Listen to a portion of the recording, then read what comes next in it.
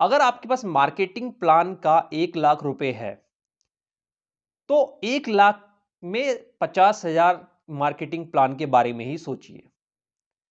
अगर आप कोई 1,000 करोड़ मार्केटिंग प्लान पर खर्च कर रहा है, उस ब्रांड को लेके कंपेयर करेंगे, तो आप अपनी सही रणनीति नहीं बना पाएंगे।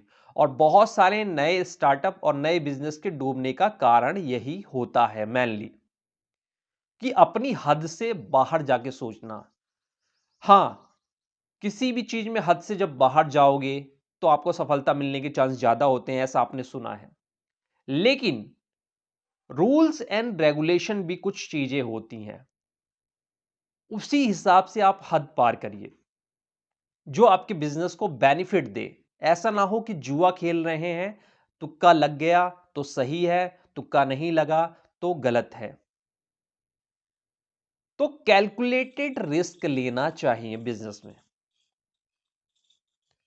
मैन पावर अगर 2 रखनी है, तो एक से ही काम चलाने की सोचिए।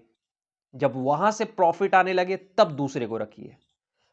ऐसा नहीं है कि किसी चलते हुए ब्रांड को देख के आप उसकी सारी चीजें कॉपी कर रहे हैं, तो आप फंस जाएंगे, क्योंकि उसने उस ब्रांड को, उस प्रोडक्ट को एस्टैब्लिश होने में 10 साल, 5 साल, 20 साल लिया है।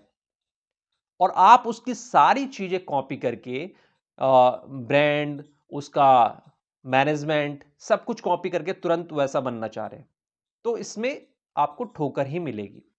ठोकर ही मिलेगी 100%। जब आप जमीनी स्तर से शुरुआत करते हैं और धीरे धीरे आगे बढ़ते हैं, तो आपको कोई हिला नहीं सकता।